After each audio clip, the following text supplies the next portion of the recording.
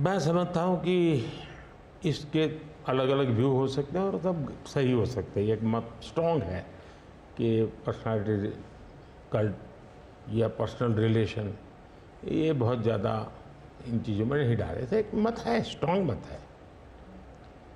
मुझे लगता है कि हमारी डिप्लोमेसी अगर प्रोटोकॉल में फंसी रहेगी तो हम परफॉर्म नहीं कर पाएंगे। डिप्लोमेसी की ताकत भी इनफॉर्मल में भी है, प्रोटोकॉल में ही ऐसा नहीं है। प्रोटोकॉल में ज़्यादा पोजीशनिंग होता है, पहले कौन आएगा, पहले कौन हाथ मिलाएगा वगैरह, उसी में समझ जाता है। तो मैंने शुरू से देखा कि भाई जैसे मेरी शपथ हुआ था, बड़ा इंटरेस्टिंग है।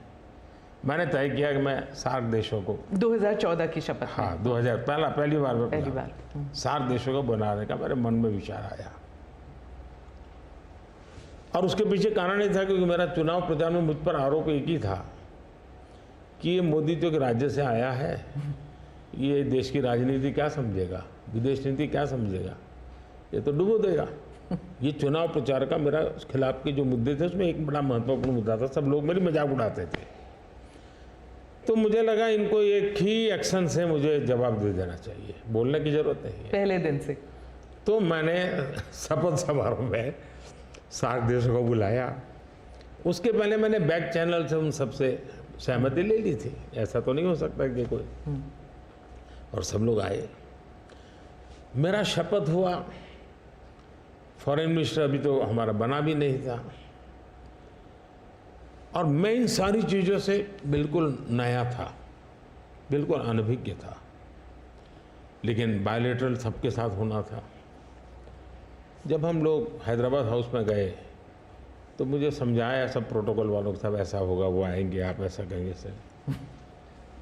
जब समय हुआ आना शुरू, मैंने कहा ऐसा करो मैं बाहर जाता हूँ उनको लेने के लिए।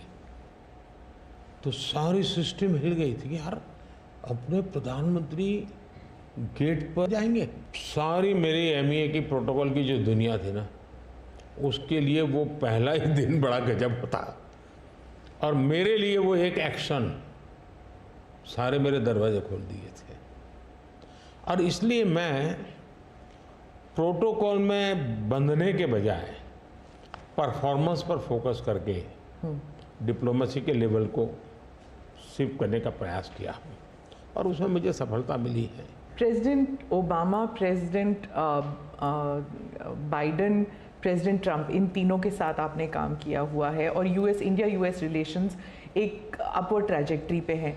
लेकिन बहुत से मुल्क हैं जो भारत की अपवर्ड ट्रैजेक्टरी से परेशान होते हैं। ये इट इज़ अंडरस्टूड कि ये है, जैसे कि चाइना, क्योंकि वो दे यूज टू थिंक कि ग्रुप ऑफ टू होगा, एक तरफ चाइना, एक तरफ अमेरिका, मतलब दो पावर सेंटर्स होंगे। तो मैं सिर्फ उदाहरण के लिए चाइना दे रही हूँ, लेकिन हमारे इर्द गिर्द जो मुल्क हैं वो भी थोड़े असमंजस में है कि ये भारत की ट्रैजेक्टरी इतनी ऊपर इतनी जल्दी जा रही है।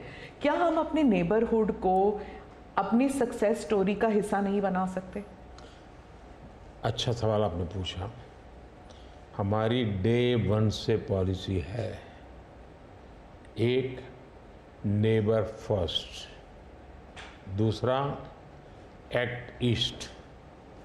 तो जो हमारे ईस्टर्न पार्ट के जो हमारे आसियान कंट्री के देश हैं उसमें हमने एक्ट ईस्ट पॉलिसी लिया है, यहाँ नेबरहुड फर्स्ट। तो ये हमारा डे वन से हमारे देश की भी पॉलिसी है और हमारी भी पॉलिसी है। पहले लूकैस था, मैंने आकर के उसको एक्ट ईस्ट कहा। लेकिन इसमें दूसरा, आज दुनिया के सैकड़ों मील दूर भी कोई देश है, उनको लगता है कि भारत की प्रगति में हमारा कोई बेनिफिट है, तो पड़ोसी को नहीं देखेगा। आज पड़ोसी सबसे ज़्यादा खुश हैं क्योंकि भारत उनके सबसे, अब जैसे कोविड के कालखंड में कोई पड़ोसी देश ऐसा नहीं है कि जिसकी हमने मदद नहीं की हो। नेचुरल कैलेमिटी, कोई ऐसा देश नहीं है। अब जब नेपाल में भूकंप आया, फर्स्ट रिस्पॉन्डर हम थे। श्रीलंका में बहुत बड़ा क्राइसिस आया, उस क्राइसिस के समय सबसे ज़्यादा उनको मुसीबत में से बाहर निकालने का कोई काम किया है तो हिंदुस्तान ने किया, और पब्लिकली वो रिकग्नाइज करते, इसको कहते हैं।